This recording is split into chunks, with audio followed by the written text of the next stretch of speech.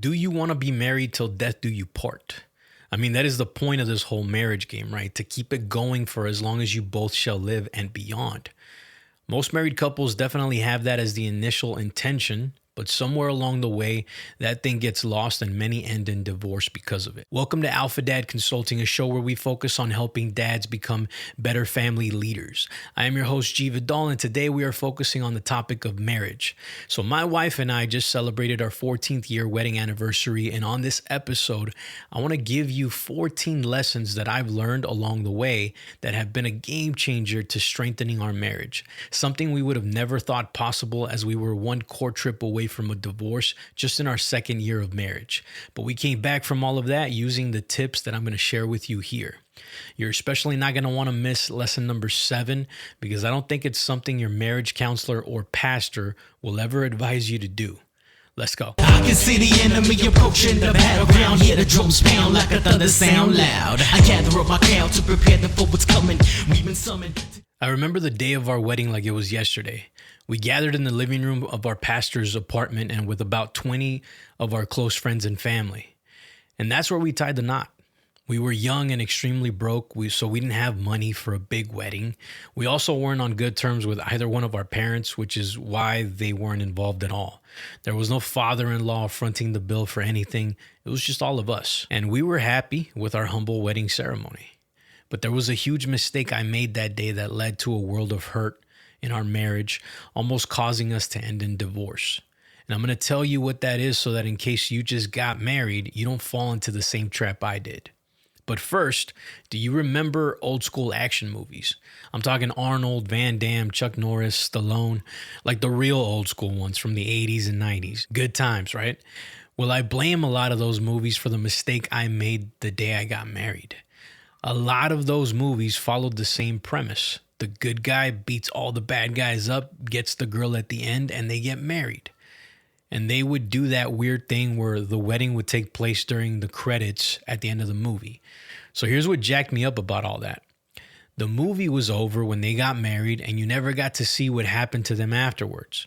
And this was me the day I got married. I had come to the belief that my movie was over.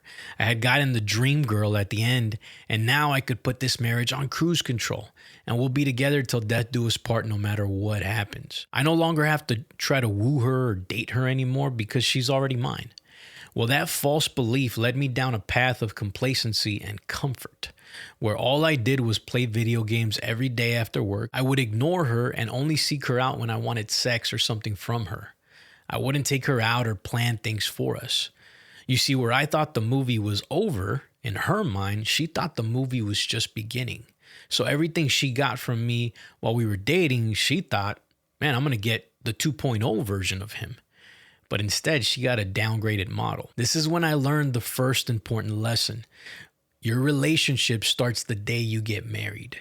From the moment you both say, I do, your new movie is just beginning. So step it up and make it the best possible motion picture you can, because when the credits roll on this one, it's over. Now, to add some more input, I invited my cousin Junior to share some of his wisdom with you. Yo, primo, what you got on this one? Look, fool, many people think that when you get married, it's game over, homie. And like, you can't have fun with your hyena no more. But guess what? If you think like that, she's gonna leave your ass, fool. And then it'll really be game over, eh? But if you look at it like this, it is the start of a new game and you play it cool, homie, then she's gonna wanna be around your ass all the time, fool. Like my hyena, she's always trying to be around me, fool. But she look good, so it's all good, you know what I mean? Thanks, primo. You always tell it like it is, man. So once you acknowledge that tying the knot is just the start of this thing, in order to make sure that the marriage works out for the long term, there's a certain blueprint you may need to follow. And this is where many men and women in a marriage tend to fail, especially in our modern day culture. They have a hard time accepting that there's a design on how to make it work. There are roles that need to be played within the marriage in order to make it function. And this is usually where the feminists turn into the girl from The Exorcist and their head starts turning all the way around. Yes, this includes male feminists too, because apparently they exist. Here's the thing. If you look at any team-based sport, like soccer, for example, keeping it real simple, you have the forwards, the midfielders, the defenders. One of those guys is the captain, and they all answer to the coach. Each player knows their role and plays to their strengths in order to make the team as a whole successful. Messi, who is one of the best soccer players in the world, is a phenomenal forward and midfielder because he scores goals. That is what he does masterfully. So why would you ever want to play him as a defender? Just doesn't make sense, right? So let's apply this now to marriage. I believe that a family man's role is to be the leader of the home, which means that he provides, protects, and makes the big decisions in the home to push the family forward. We as men are designed to be this way. We're wired to want to provide for our family and to protect them at all cost. We'll gladly give up our lives for them if we have to, and that's an amazing thing. And when you're not leading your marriage and your family as a man, everyone suffers. This happened to me as well. I used to put my wife on a pedestal and make it all about wanting to make her happy. And because of that, I became a pushover who didn't know how to make decisions. I would look to her to make them for us. Ironically, my attempts to appease her and make her happy were actually making her unhappy. And when you choose not to lead as a man, you are giving up a huge part of your role in the marriage. Now, many people will confuse the word leader with the word boss. And I'm here to tell you that they are not the same. Your job as a leader is not to boss your wife around. She's a grown woman who can make her own decisions, including the decision to trust and follow your lead. And I'm telling you right now, when you step into that role of a leader, she will want to follow your lead. But you got to know what a leader is, and here's the best definition I've found. A leader is a person who guides, inspires, or influences an individual or a group to achieve a desired goal. What does that mean? It means if you guide, inspire, and influence your wife and kids to achieve their desired goals, you're going to be a leader worth following. Which brings us to lesson number 2. Know your role in the marriage and step into it fully. Primo, you got something on this one? Look, fool, if you ain't a firme leader, your hyena is not going to want to follow you. She's going to want to leave your ass because you're being a little bitch. All right, cool. You get it. Moving on. When we were going through the thick of our marital issues, we were doing counseling with our pastor, and he asked us a question I'll never forget. He asked, what does it mean to be in love with someone? Now, I remember giving him some dumb answer like, it's when you care deeply for another person. But he said, no, that's not it. There's a very big difference between someone that says, I love the army versus someone that says, I'm in the army. When you're in it, you're committed. So when you're in love with someone, you're committed to loving that person. And love is a verb, which means it demands action. If you don't demonstrate to your wife that you're committed to loving her through the actions you take every day, that's when things start falling apart. And I'm not just talking to the husbands, but wives have to put in work too. Yes, that includes on days when you don't feel like it. If the vows you said to each other on your wedding day meant nothing, then what's the point?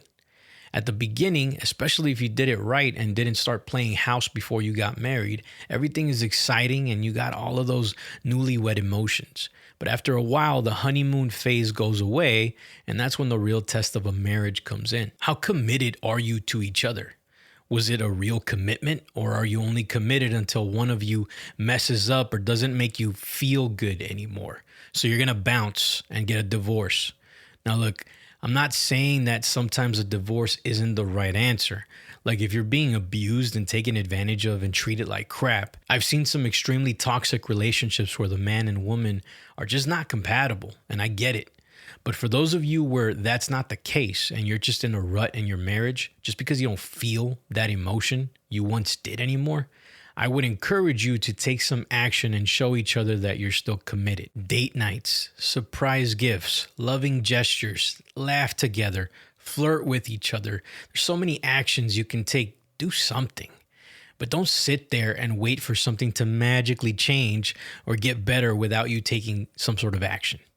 Primo, what you got? Spit some game, fool. Just because she's your wifey doesn't mean that she don't like it. My hyena loves it when I spit some game at her. It keeps things fresh, eh? And it leads to some things that lead to other things. You know what I mean, fool? Keeping it G-rated as always, Primo. Thank you. I remember my wife telling me a story one time where she was hanging out with some of her coworkers and friends back when she was working in the corporate world. And she would tell me about how a lot of the girls who were married would badmouth their husbands. They kept making it a point to say that they were happy to be away from the home and all of their wifey responsibilities, the husband, the kids, and everything related to the family. My wife was just like, damn, is it really that bad at home? Have you told your husband that you're feeling like that? And they would just reply with, no, he doesn't listen anyways, and I don't want to talk about it. My wife could clearly see the call for help and the bashing, and when she tried to help, they didn't want it. It was hard for her to relate because at that point, her and I had worked through a lot of our issues, and we were solid. So the idea of bashing each other in the presence of other people wasn't a thing for us. If we had issues, we just went straight to each other and worked it out. I see this a lot where couples tear each other down behind each other's backs. And it's one of the worst things you could do to each other. What if instead of tearing the other person down in front of other people, you edify them? I always speak highly of my wife, period. Do we have a perfect marriage? No. And when we have issues, we work it out together. But at the end of the day, she's my ride or die, and I'm going to speak highly of her and her strengths all the time.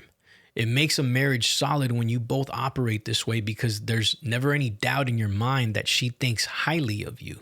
That's a huge confidence booster for anyone. So lesson number 4 is edify each other, don't tear down, especially in the presence of other people. That's straight firme, homie. Don't talk smack about your hyena behind her back. Instead, talk about how she's the best hyena in the world. And that's going to keep you out of problems, fool. Trust me. Well said, primo. Well said. Have you ever seen those reels on Instagram where some dude is asking random guys on the street, what would they prefer from a woman, love or respect? And what do the majority of them always answer?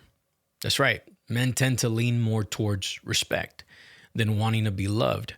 Now, of course, we want both and we need both to really make a marriage work. But respect really makes you feel valued as a person. Let's look at the definition of the word respect according to dictionary.com. Respect is the esteem for or a sense of the worth or excellence of a person. So what does this mean in the context of a marriage? It requires you to hold the other person in high esteem, and you show them that they have a sense of worth and excellence in your eyes, which means you don't do or say something to your significant other that will make her feel less than this. I've witnessed couples that argue and cuss each other out, yell and scream at one another like temper tantrum children. Some women that have no handle on their emotional intelligence that they result in trying to physically hit the man because they're so pissed off. And the man has to restrain her hands in order to not get hit. It can get really ugly when we throw respect out the window. And that's the principle here. Respect is a two-way street. You respect her, she respects you. And you're each responsible for setting those boundaries and having a healthy way of resolving conflict when any of those boundaries are crossed. Many men get emasculated and talked down to by their wives simply because they allow it to happen. They find it easier to appease her and not say anything because they don't want to have a difficult conversation. It's okay to speak up and tell her a line has been crossed, man. And if she gets pissed because you called her out, then let her be pissed. The marriage is not just about her, it's about the both of you. And you both get a vote on how things go down. At the same time, make sure you're operating with respect towards her so that she doesn't have a way to fault you for that. You can't expect her to respect you when you disrespect her all the time. Treat your hyena with respect, fool. That's gonna show her to treat you with respect. And if she's being disrespectful, don't be afraid to tell her ass that she's tripping, fool. But do it respectfully, huh? Yeah, what that fool said. There was a time where I used to get really annoyed at my mom for saying this famous Spanish phrase, Dime con quién andas y te diré quién eres, which translates to, tell me who your friends are and I'll tell you who you are. And of course, she would say this to me when she saw me hanging around some bad kids at school or in the neighborhood growing up. But as I got older and became an adult, I came to realize very quickly how true this phrase actually is. This principle is simple, but we make it hard to execute on. Watch the company you keep. If you want your marriage to be strong, passionate, and full of love and respect, then get around other couples who have a marriage that's strong, passionate, full of love and respect. If the majority of your friends are all single, well, when they invite you to hang out, chances are they're gonna wanna do single type of activities. I'll let you come up with the list of what that looks like. But let's just say they're not interested in being loyal to the wife they don't have at home. And if you're the only married one amongst your 5 single friends, you may be tempted in doing what they do simply because you don't want to be the odd man out. Don't put yourself in that situation. I'm not saying to not have single friends, but be aware of the company you keep. What does hanging out with your single friends mean? What sort of influence are they having on you? If the influence is causing issues in your marriage, then you may want to rethink that friendship. This also applies to you ladies if you're watching this. If you're hanging around with a bunch of sucias that are influencing you to play pretend single on the weekends, then you may want to rethink those relationships. I promise you that your husband doesn't feel good about it. Primo, what you got on this one? Look, fool, I know you like to kick it with the homies sometimes, and that's cool. But if the homies are doing stuff that's going to cause problems between you and your hyena, that's not a real homie, fool. Get rid of those fools. Puros espíritus malignos fuera. Couldn't have said it better myself, man. 2 of the most painful things I ever heard my wife say to me when we were having issues were, "You don't please me sexually, and I'm not attracted to you anymore." Yeah, it sucked hearing that. I'm going to get vulnerable here for a moment, so you'll either judge me or relate to me. Either way, I'm good with it. You see, my wife and I got married pretty young, and coming from the Christian church, we were doing things right as far as waiting until marriage to get down with the get down. So because of that, we wanted to get married pretty fast, and so we did. But we were naive in our understanding of sex and intimacy. This is probably a topic for another video, but I was introduced to porn at the age of 7. And it led to a shameful addiction for me for many years of my life, well into my marriage. So the extent of my sex ed was to do what I saw in the movies because, of course, the lady in the movies likes it, so my wife is going to like it too. That was a horrible approach, and it led to my wife telling me what I mentioned earlier. It wasn't until I actually started getting curious about what she liked and didn't like in the bedroom that our sexual intimacy got better. It was no longer this taboo topic we wouldn't talk about. And as I learned how to make the experience more enjoyable for her, the rejection and denial that I would get a lot of the times became a thing of the past. I can tell you that now, 14 years into this marriage, our sex life is way better than it was even when we were newlyweds and we had all the bubbly honeymoon emotions, right? Fundamentally, I believe that's exactly how it should be. Think about anything else in your life that you have a lot of reps in. Maybe you've worked at the same job for 10 years, so the work you do is like second nature to you. Well, if you've been married a long time, you've got a lot of reps in the bedroom with the same person. And that's a great thing. I think it's funny when people shame that. Like saying a one-night stand experience with a random stranger is better than with your wife who knows what you like and how to please you. They're tripping, bro. All that to say, if you're married and want your relationship to get stronger, here's the next lesson. Have a lot of sex. It's not the most important thing in a marriage, but it is very important. A lot of marriages end in divorce because they're in a sexless marriage where they feel unwanted and undesired. It's okay to desire your wife, and wives, it's okay to desire your husband. And it's also okay to show your husband how much you desire him. Whenever my wife shows me that she wants me, it makes me feel like I'm the man of her dreams. And trust me when I tell you, that makes a man feel appreciated in a marriage more than you can ever imagine.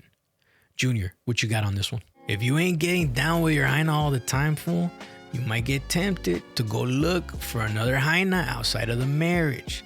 And your hyena might do the same thing. I'm going to tell you what my pops told me when I got married to my hyena. He said, "Mijo, when it comes to your hyena, it's your duty to please that booty." And I just try to live up to that promise, fool, every single day. Real words of wisdom from my tío right there. So I have a lot of conversations with dads who are on a path of personal development. They're reading books, working out, bettering their habits, becoming entrepreneurs. They're doing big things and making big changes in their lives. And this is awesome. I love watching those changes in the men I get to work with and seeing their transformation. But what tends to happen a lot is they get frustrated when their wives don't want to go on that same growth journey with them. Due to that frustration, they start force feeding their wives with everything they're learning. Like, you should read this book, or you should be working out, or you should stop doing this or that. And they start shooting all over them. And here's what I've learned about this, because I've definitely fallen into this trap. Everyone grows at their own pace, and you got to meet people where they're at, including your wife. And here's what I've learned about this, because I've definitely fallen into this trap. Everyone grows at their own pace, and you got to meet people where they're at, including your wife. Yes, as a married couple, it's important for you to grow together. And that's the next lesson, grow together. But that doesn't necessarily mean it may happen at the same time. If you're one of these men I've just described, simply invite her to join you. But if she says no, don't get mad. You just keep doing what you're doing and keep setting the example. With time, she will come around. But if you keep trying to lord it over her, even if you're doing it with good intentions, it'll create resentment. And you don't need that in your life. Be patient and understanding, knowing that she may not have the same drive or urgency you have for growth. It's not because she doesn't want it. It just may not be her time right now, and that's okay. It's all right, fool. Don't try to rush it. Just be patient with your hyena. Just stay firme. She'll come around. Wise words, primo. All right, this next lesson always gets me in trouble because people get sensitive about it. So before you get butthurt and make a judgment about this one, hear me out. If you've been married a while and you have young kids, you've definitely experienced this before. You're getting ready to go to bed, and it's looking like you and the wifey may be staying up a little late tonight doing the horizontal tango.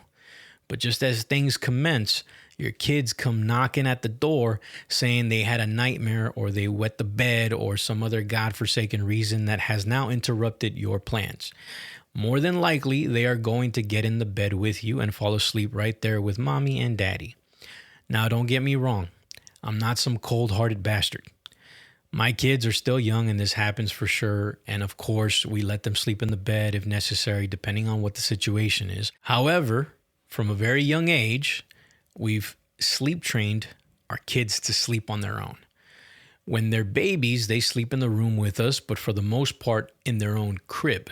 Not because we don't want them in the bed with us, but because we want to make time for our marriage. And I'm not just talking about intimacy. Sometimes the only time alone my wife and I get is when we're lying in bed right before we're going to sleep.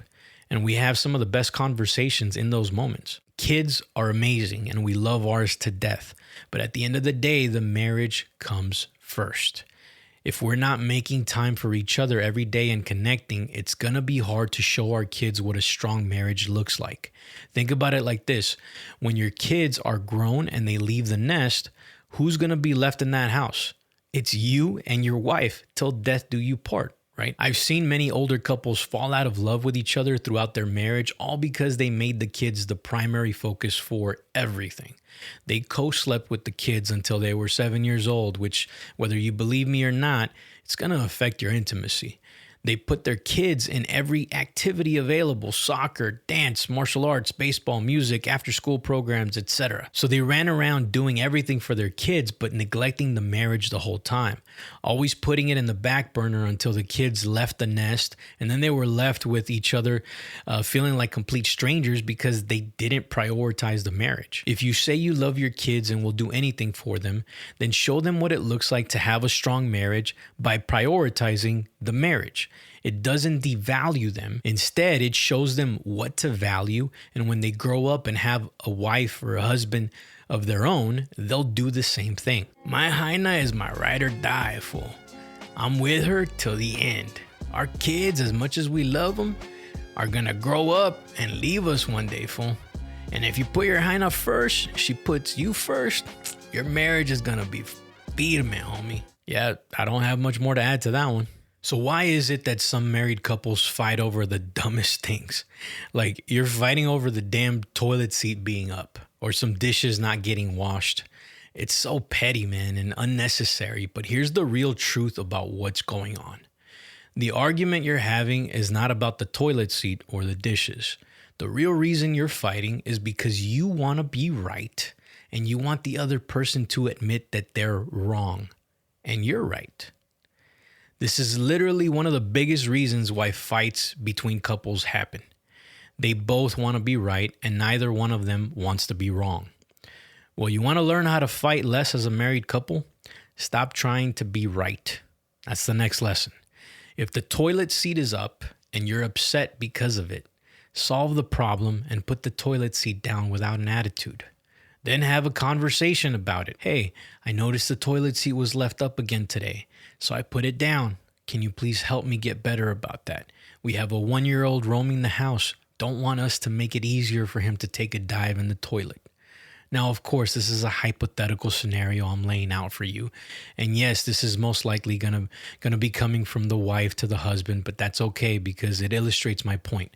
I learned this concept from a man named Richard Macias, who simply said, when it comes to problems in your marriage, always remember that it's you and your wife against the problem, not each other. When I first heard this, I didn't realize this was what my wife and I had been doing for years, which is one of the reasons our marriage got stronger. We stopped being combative over these petty issues and started figuring out how to be collaborative with the understanding that we're on the same freaking team. Don't lose sight of that in your own marriage. Figure out how to tackle problems together instead of against each other. Still to this day, fool, every time I go take a shower after my hyena, I get freaked out, because on the wall, there's this thing on the wall that looks like a big ass spider. But when I get closer, I realize that it's just a bunch of hair, fool. That used to piss me off so bad. Like, hey, why you leave your spider on the wall? But now I just calmly wipe it off if she forgets to do it. It doesn't trigger me, fool. Because at the end of the day, we are one flesh, So that's like my spider too, fool. Pinche spider. I got no words for that one, man. Let's move on. All right, I'm going to share something with you that I don't believe I share on the show too often. But my wife and I struggled to have kids. We went through a good portion of our marriage trying everything we could, from infertility treatments to all these tests we had to do, with my wife having to go through the brunt of it. And I remember one day getting home from work feeling defeated, wondering why it wasn't happening for us. I entered the apartment and my wife made this amazing meal for us and hands me a card. On that card, it says I'm going to be a dad. And there's an ultrasound pic in there. And it's one of the happiest moments of my life was me getting that news, man. A few weeks later, I get a call from my wife while I'm at work, and she says I'm bleeding uncontrollably and it won't stop. I'm scared something might be happening with the baby. I leave work immediately and we head to the ER. They run the tests. We stay there all night. And a couple of days later, my wife has to go in for a follow-up to confirm the baby's okay with another ultrasound. We lost our baby. We stayed in bed all day, just holding each other, dwelling in that sorrow, accepting the reality that having kids may not be in the cards for us. And growing up in the Christian faith, we both wrestled with God on that one, as we didn't understand it. We weren't mad at God and didn't blame him for it, but we couldn't help to ask why. Trusting in the fact that there's no such things as coincidences, we carried on. We stopped the infertility treatment and simply said, hey, if it's in God's will for us to have kids, then it'll happen. If it's not, then it won't. We're just going to keep enjoying our marriage and keep working on being good humans. A couple of months later, we're at my wife's OB getting confirmation of a pregnancy because she had taken like 3 tests and they were all positive. Close to 7 weeks pregnant. And we can hear our little man's heartbeat. Later this year, that little dude will turn 7 years old. Our second is going to be 4 years old. And our third will be 2 years old. You can try to take things into your own hands, or you can trust the higher power. In my experience, when we answer to God as a married couple, we always win. Now, I'm not here to tell you what to believe in, but I witnessed 3 miracles come into this world that have proven to me that God is very real and we operate in our marriage accordingly. Yo, without the real OG up in the sky looking out for us, we ain't nothing, homie. Don't forget that, fool. So it's no mystery to everyone that the past 8 years or so, our country here in the U.S. has been pretty divided. Of course, politics has definitely played into that.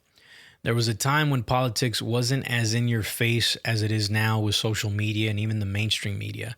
But I think the reason for the growing popularity in politics is not only the constant propaganda, but also the fact that many of the things that are being attacked are fundamental values. One example of that can be the topic of abortion and whether you believe it's right or wrong. Now, you may be saying, gee, why are you bringing up politics and abortion when we're supposed to be talking about marriage?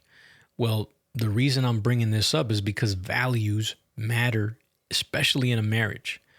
You've probably heard it said before that if you're going to marry someone, make sure you're not unequally yoked, which means make sure you have the same values. Sticking with the abortion example for just a moment, let's say you believe that abortion is wrong, but your wife believes it's okay. And hell, let's say she's done it before a few times already in previous relationships she had, so she doesn't think it's a big deal. Now imagine she gets pregnant with your baby and it was completely unplanned. She's a career woman who's in the middle of a big promotion, and having a baby right now is not the right time. So she decides without telling you that she's just going to go and take care of it right after work. She doesn't think it's a big deal because she's done it in the past. And because you're her husband and you should be supportive in every decision she makes, you're not going to be mad about it. Hell, she may not even feel the need to tell you because, of course, it's her body and her choice, right?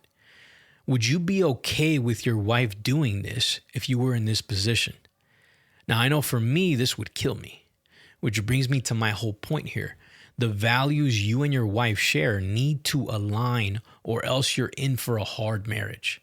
Ideally, you're going to want to know that you align on values way before you even pop the question. Many men make the mistake of overlooking these things early on because they're blinded by all the emotions you get at the start of a relationship, especially if all you're doing is having sex and you're not actually getting to know each other at a deeper level. I've talked to guys whose marriages ended in divorce because of misaligned values, and they say things like, I thought she believed the same things I did, or I thought I could change her.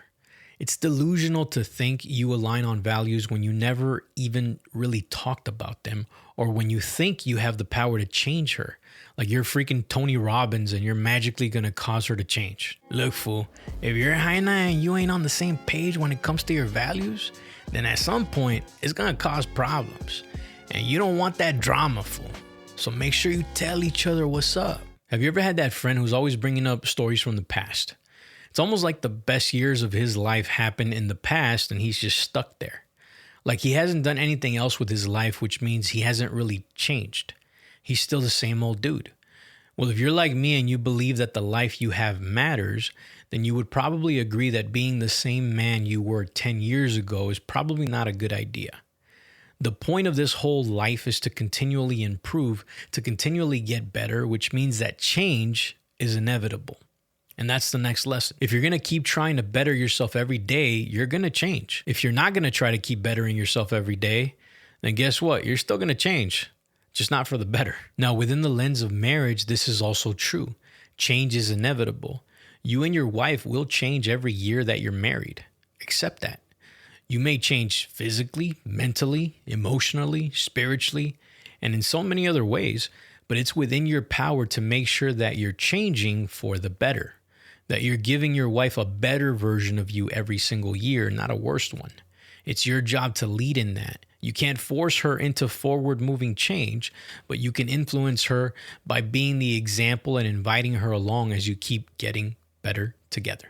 One of the most cliche, common pieces of marriage advice you hear in almost every marriage counseling or therapy session is that to make a marriage work, it's all about communication.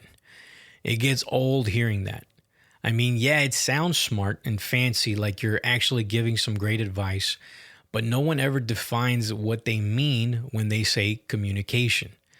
What does that actually mean, and what does it truly look like? To unpack this, let me share a story with you. I don't know how old you are, but when I was a kid, there was a show called The Wonder Years.